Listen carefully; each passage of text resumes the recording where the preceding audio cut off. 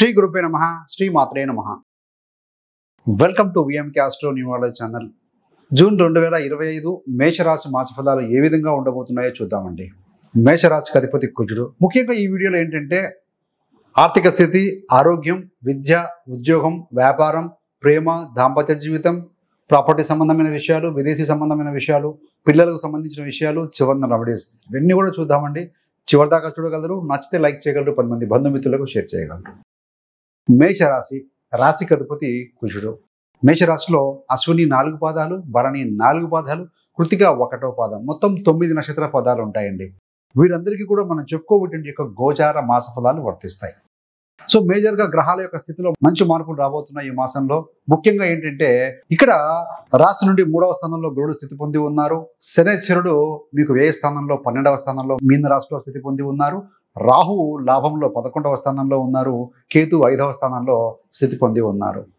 రవిగ్రహం పంచమాధిపతి, ఆయన మిథున రాశిలో 15వ తారీఖు నుండి స్థితి పొంది ఉండబోతున్నారు. 14 వరకు కూడా వారు వృషభ రాశిలో స్థితి పొంది ఉండి ఉంటారండి.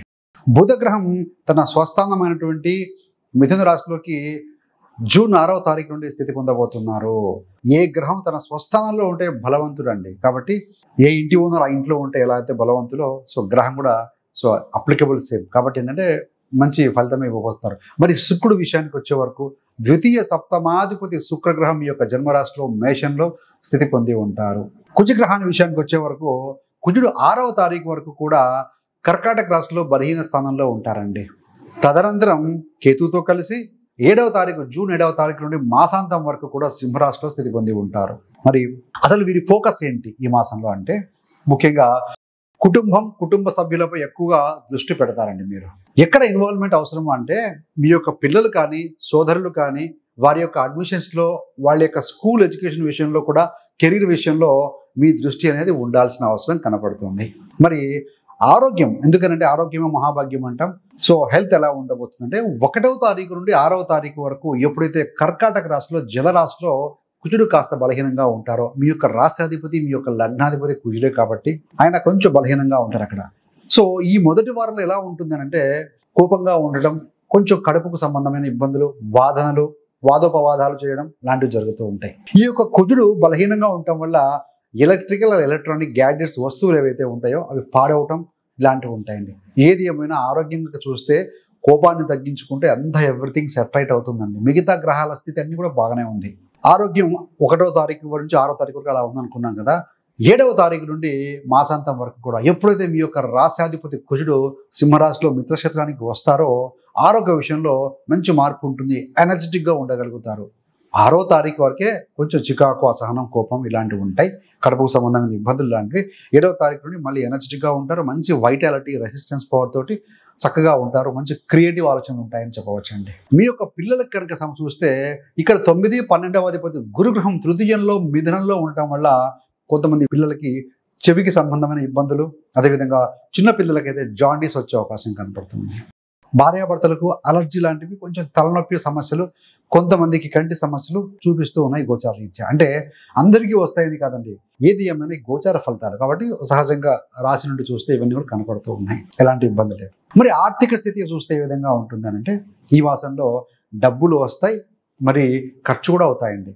మల్టిపుల్ సోర్సెస్ ద్వారా మీకు ధనాదాయం వచ్చే అవకాశం ఉంటుంది. ముఖ్యంగా ఫస్ట్ హాఫ్లో కంటే కూడా 15వ తారీఖు నుండి 30వ తారీఖు వరకు కూడా ఎప్పుడైతే ఈ యొక్క రవి బుధుల యొక్క స్థితి అనేది మిథునంలో ఉంటుందో, అది బుధాదిత్య యోగం కూడా, మంచి లాభాలు, పెద్ద లాభాలు మీరు ఆర్జించగలుగుతారు. అదేవిధంగా మీరు ఖర్చు అనేది దాతృత్వము అంటే ఈ యొక్క ధార్మిక సంబంధమైన విషయాల యందు ఖర్చు పెడతారు అని చెప్పవచ్చు. మరి మీ ఫోకస్ చూసాం, హెల్త్ చూసాం, ఆర్థిక స్థితి చూసాం. కుటుంబ జీవితం ఏ విధంగా ఉంటుంది ఈ మాసంలో ఈ యొక్క మేషరాశి వారు ఇంటి పనులు పూర్తి చేస్తారండి. పిల్లల యొక్క అడ్మిషన్స్ విషయంలో, చదువు సంధ్యల విషయం కూడా మీరు ఫోకస్ ఉంటుంది.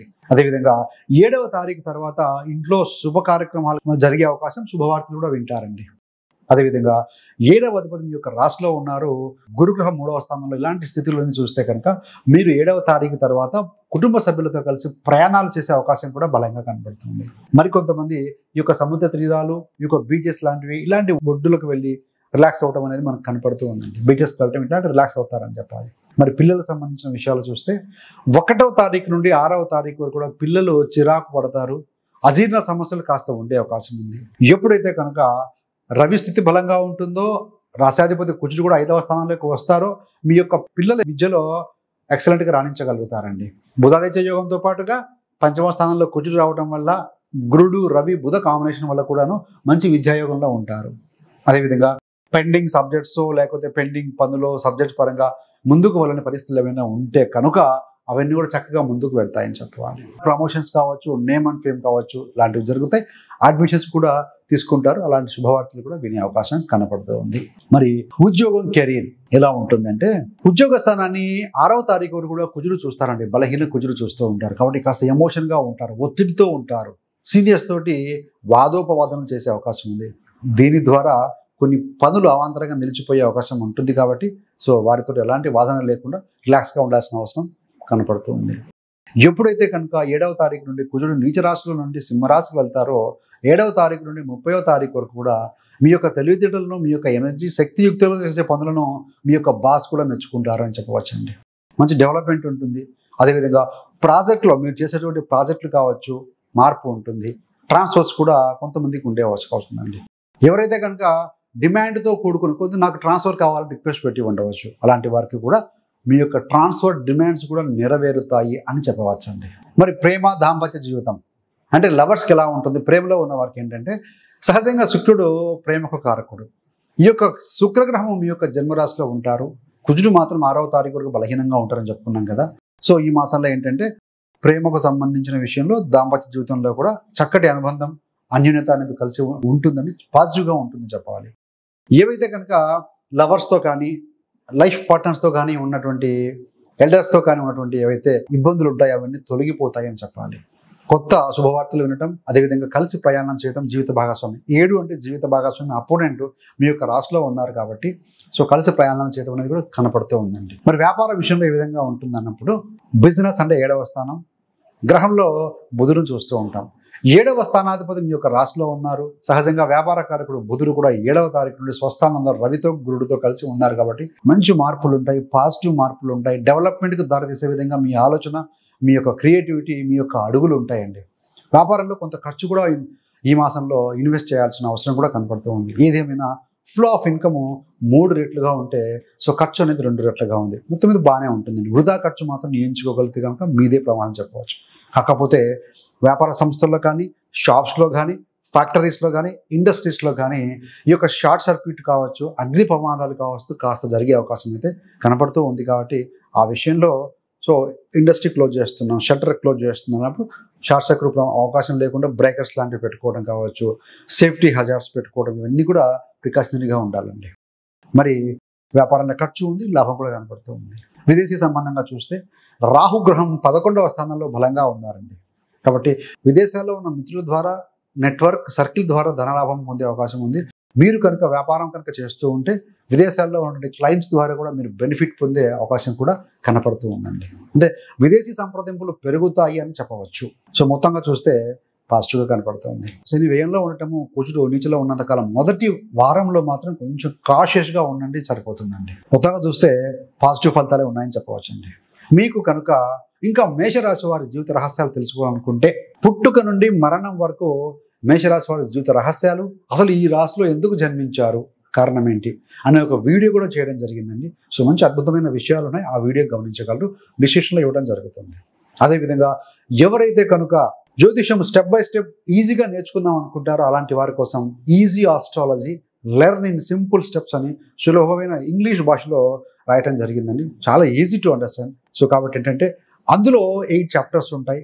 నక్షత్రాలు ఏంటి, రాసులు ఏంటి, పాశ్చాత్య దేశాలకి మన వేదిక అస్ట్రాలజికల్ డిఫరెన్స్ ఏంటి, లగ్నం ఏంటి, లగ్నాన్ని ఎలా తయారు చేసుకోవాలి, ఈ యొక్క దృష్టిలు ఎలా ఉంటాయి, సాడే సాతి అంటే ఏలినాటి శని ఏంటి, గురు గోచారం, శని గోచారం, అదేవిధంగా రెమెడీస్ ఏ రకమైన సింపుల్ రెమెడీ చేసుకుంటే బాగుంటుంది, ఏ గ్రహానికి ఎలాంటి సింపుల్ రెమెడీస్ అంటే పరిహారాలు ఉంటాయి కదా, జెమ్ స్టోన్స్ కానీ లేకపోతే కనుక ధారణ ఏవైనా చేసుకోవడం కానీ, మంత్రోపాధ్యాయం ఏ దేవతాచన చేసుకుంటే బాగుంది, ఇలాంటివన్నీ కూడా సింపుల్గా ఒక 160 పేజెస్లో ఒక బ్యూటిఫుల్ బుక్ మీకోసం అనుభవంతో తయారు చేయడం జరిగింది.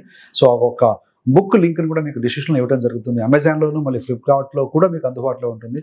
దయచేసి మీరు ఇష్టం ఉన్న వాళ్ళు so go through the book అండి. సో చదివిన తర్వాత మీరు రివ్యూస్ కూడా కామెంట్ రూపంలో తెలియజేయండి. ప్రతి కామెంట్ కూడా నేను మీరు వెరిఫై చేసుకుంటే ఫర్దర్గా రాబోయే బుక్స్లో కూడా అవి మీరు ఉపయోగించుకునే అవకాశం కనపడుతుంది. So thanks for watching. ఇలాంటి మరిన్ని మంచి మంచి వీడియోల కోసం విఎంకే ఆస్ట్రోన్యూమాలజీ ఛానల్ సబ్స్క్రైబ్ చేసుకోగలరు. పక్కన ఉన్న బెల్ సింబల్ మీద క్లిక్ చేస్తే మేము చేసే ప్రతి వీడియో నోటిఫికేషన్ ద్వారా మీ దాకా ఉంటుంది. సర్వేజన సుఖినో భవంతు. స్వస్తి.